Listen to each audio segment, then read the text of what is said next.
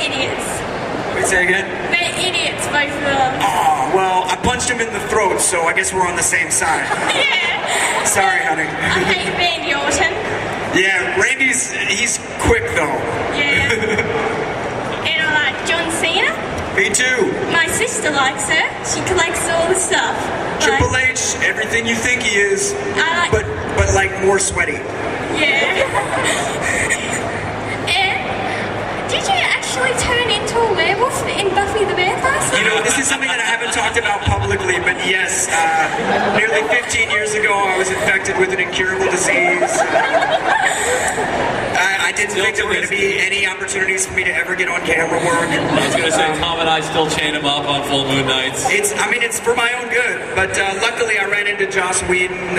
We were part of an underbridge revelers club in the midnight hours of the moonlight, and he was like, "Oh my gosh, you're an actual werewolf," and I was like, "Rawr!" And he said, "I'm putting together a show, but I could really use your kind." And I was like, "What's that supposed to mean, my kind?" You know, so it turned into a very profitable disease for me, although I don't recommend getting diseases for profit. It usually doesn't work that way. And I'm your biggest fan. I always watch Buffy now. Yeah. Wait, physically or like metaphorically? Every morning, mostly. Every morning, mostly, all the time. Every morning? Our friend has Buffy the Vampire, all the series. Your friend has the series? Yep. So now you're watching it? Yep.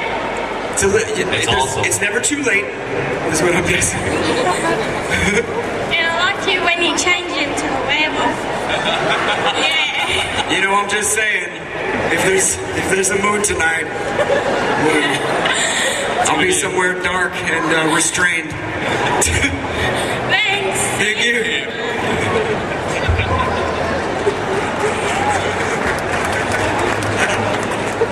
Hi guys. Hey man. I was just wondering, you guys always riff off popular culture, and since Joss Whedon was just topical just then, I was wondering if you'd considered doing a Dr. Horrible parody on Robot Chicken. You know, maybe. I mean, not to brag, but we're buddies with Neil and Nathan. And Joss. Yeah, well, I mean, so maybe. But how do you parody that? Like, how do you make a joke of Yeah, how do you make fun of something that's already making fun of something? You know, that's the trick to it. If anyone can do it, it's you guys. They've all done the show before. Neil is not sung for us yet, but I'm sure we'll find a way for him to. He plays Two-Face for us. Oh my gosh, Neil is so funny. Nathan Fillion, what does he mostly play for us? He's my hero. He was Matt Tracker in that Mask clip. I mean, Nathan, he's just so handsome. Shows up in our studio, we're like, just play whatever you want. Maybe is the good answer. Cool. Thanks, guys. Cheers. Hi. Hi. You said school was overrated. School? Yeah, but Well, not for learning technical trades, but... Well, I was just wondering, because you did acting, did you go to drama school, and what drama school did you go to? And you two, what did you do for writing or school?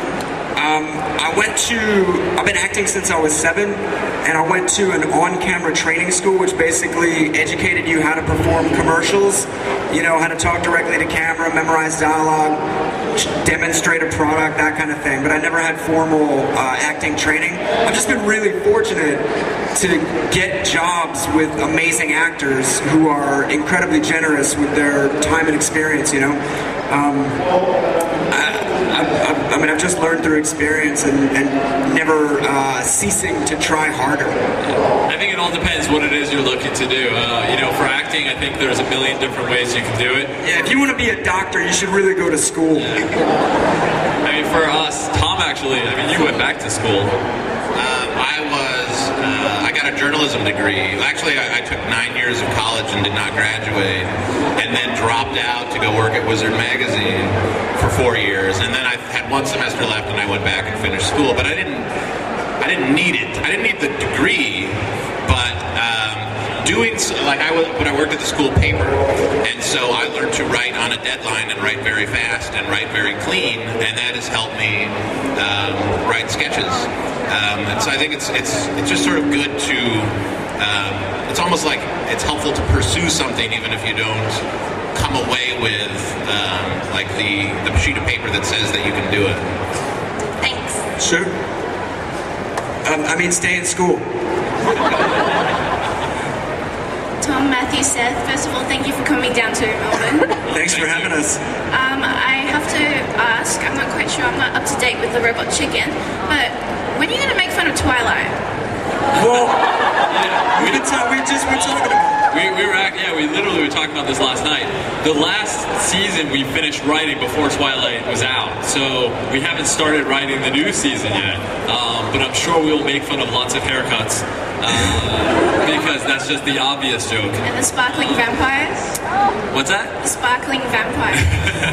Like everything that because I've never read Twilight, I've never seen the movie. We were all just saying that all of us, no, actually you've seen it. Tom and I have not seen it, and we're feeling like we have to see it now because we have to be informed. Because we've got to write sketches about it, maybe more than one. Here's everything I know about Twilight. Sparkly vampires. I think there's a werewolf, which you'd be into. They're already cast. Some vampire gets hit by a van or something. And then I know secrets from the last book, which I won't say here in case there's spoilers, but there's like a horrible ending to the series that made everyone mad. That's everything I know. Even better, Tom, can you name me one character's name from Twilight? I think the main vampire's name is Twilight. That's my hypothesis. Is that true? No, I'm wrong. No, the main vampire, Robert Pattinson, is Edward Cullen. And his girlfriend, who at first smells too horrible to bear, but then he steals himself so they can make a first impression on her. Her name is Bella. So that said, Seth will be writing the sketch. Seth, are you a fan? I like fantasy, folklore, You could admit you like mythological stuff. That's true. I went to the premiere of Twilight. My friend Tracy Canobio, who is one of that is actually her name. She is a PR for Lucasfilm. She's actually the woman that we credit responsible for Robot Chicken Star Wars. For all our Star Wars stuff. Tracy's a huge Twilight fan, and I found that out, and I was like, I'm gonna take her to that premiere. So we went to the premiere, and I got to introduce her to Robert Pattinson and it's Stephanie Meyer. It was awesome. She was like the Make-A-Wish kid that night. Yeah. Please make fun of it, because we don't love you here. Oh, thanks. All right, we'll figure it out. And when we do, we'll dedicate it to you.